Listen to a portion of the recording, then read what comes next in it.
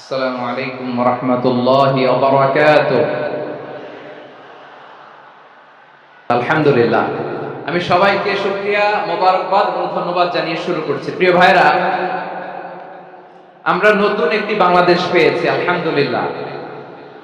নতুন ভোরের বাংলাদেশ। এখন আমাদেরকে ঐক্যবদ্ধ থাকতে হবে, বিচ্ছিন্ন থাকলে হবে না, ঠিক কি না? আমি প্রায় বলি, যখন আমরা একা থাকি তখন আমরা ব্যক্তি, যখন আমরা সবাই মিলি তখন আমরা শক্তি। আমাদের এই ইউনিটি, আমাদের এই ঐক্যবদ্ধ শক্তিকে আগামীর ইসলামের জন্য কাজে লাগাতে হবে। চিল্লায় বলেন ঠিক কিনা? Specially the Gen Z of Chapainawabganj, the Gen Z of Rajshahi. তোমরা দেখিয়ে দিয়েছ কিভাবে জালিমকে শায়েস্তা করতে হয়।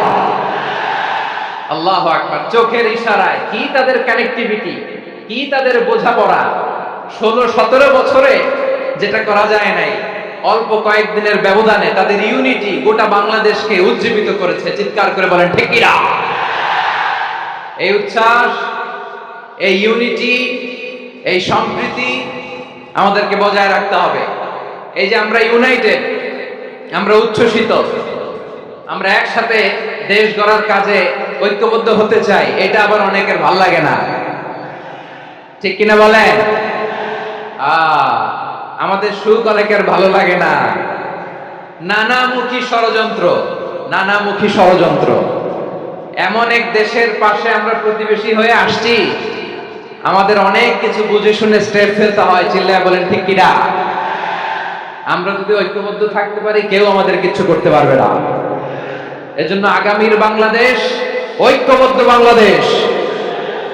আমরা এমন রাজনৈতিক বন্দোবস্ত চাই যেখানে কেউ কাউকে জুলুম করার সাহস দেখাবে না। নতুন করে আর কেউ জালিম হবে না। নতুন করে ফ্যাসিস্ট হওয়ার সাহসটুকু, দুঃসাহসটুকু কেউ দেখাতে পারবে না। এরকম বাংলাদেশ আমরা চাই কি চাই না? আওয়াজ করে আপনার মতামত জানান দেন। এরকম নতুন ভোরের বাংলাদেশ আমরা চাই কি চাই না? কারা কারা চাই হাত তুলে আল্লাহর দেখান।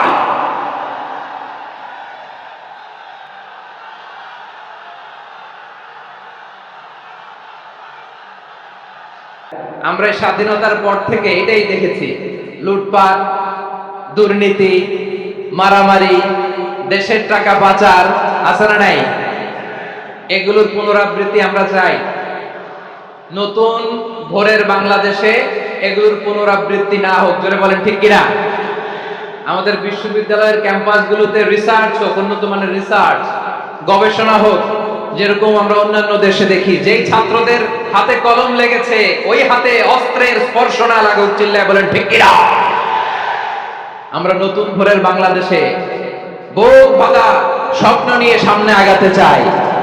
এখানে এক রাজনৈতিক দল আরেক রাজনৈতিক দলকে শ্রদ্ধা করবে, সম্মান করবে, এমন নেতা আমরা চাই যেই নেতা অসুস্থ হলে আমরা গোটা দেশের জনগণ জায়নামাজ বিছিয়ে মুনাজাতে চোখের পানি ছেড়ে আমার নেতার জন্য কান্না করবো। চিল্লায় বলেন ঠিক কিনা? এরকম নয়া রাজনৈতিক বন্দোবস্ত আমরা চাই কি চাই না? এক রাজনৈতিক দল আরেক রাজনৈতিক দলকে নিশ্চিহ্ন করার খেলায় মেতে উঠুক, এটা আপনারা চান? আমরা চাই না। আমাদেরকে সাবধান থাকতে হবে, সচেতন থাকতে হবে। দেখবেন, এই যে আমরা ঐক্যবদ্ধ, আমরা সম্প্রীতির বাংলাদেশ গড়তে চাই, আমরা সমৃদ্ধির বাংলাদেশ গড়তে চাই। নানা ধরনের চক্রান্ত। রিসেন্টলি দেখবেন, এই শান্ত শিষ্ট ইসলাম প্রিয় শান্তিপ্রিয় মুসলিমদেরকে উস্কানি দেয়া হচ্ছে, উত্তেজিত করার জন্য আমার নবীকে গালি দেয়া হচ্ছে। আরশের অধিপতি আল্লাহ রাব্বুল ইজ্জাতের নামে এমন অশ্লীল শব্দ ব্যবহার করা হচ্ছে যেগুলো মুখে তোলা আমাদের পক্ষে সম্ভব না। আওয়াজ করে বলেন তো, আল্লাহর নাজিল করা এই কোরআনে কোনো ভুল আছে? সবাই বলেন নাই। সবাই বললে এতটুকু আওয়াজ হয় আমি বিশ্বাস করি না। গলা ছেড়ে দিয়ে বলেন, আল্লাহর নাজিল করা এই সর্বশেষ আসমানি কিতাব আল কোরআনে কোনো ভুল আছে? সন্দেহ আছে? সংশয় আছে? আল্লাহ বলেন, এই কোরআনকে আমি রমাদানে নাজিল করেছি, যেটা বিশ্ব মানবের জন্য পথ নির্দেশিকা।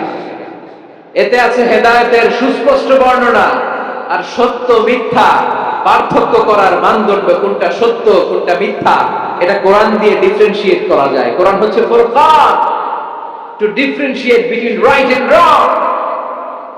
কোনটা সত্য কোনটা মিথ্যা, কোনটা ভুল কোনটা নির্ভুল, এটা কোরআন দিয়ে যাচাই করা যায়। চিল্লায় বলেন ঠিক কিনা? এজন্য কোরআন দিয়ে আমাদের জীবন সাজাতে হবে। কোরআন দিয়ে জীবন না সাজালে জীবন আলোকিত হয় না।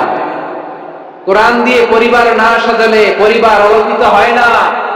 কোরআন দিয়ে সমাজ না সাজালে সমাজটা শান্তিময় হয় না। শুধু দুর্নীতি দমন কমিশন দিয়ে দুর্নীতি বন্ধ করা যায় না। কোরআনের আইন বাস্তবায়ন করা ছাড়া এই সমাজ থেকে দুর্নীতি বন্ধ করা যাবে না। চিল্লায় বলো ঠিক কিনা? আমার প্রিয় ভাইরা, এই কোরআন নাজিল হয়েছে রমাদান আল মুবারক, এই বরকতময় মাসে।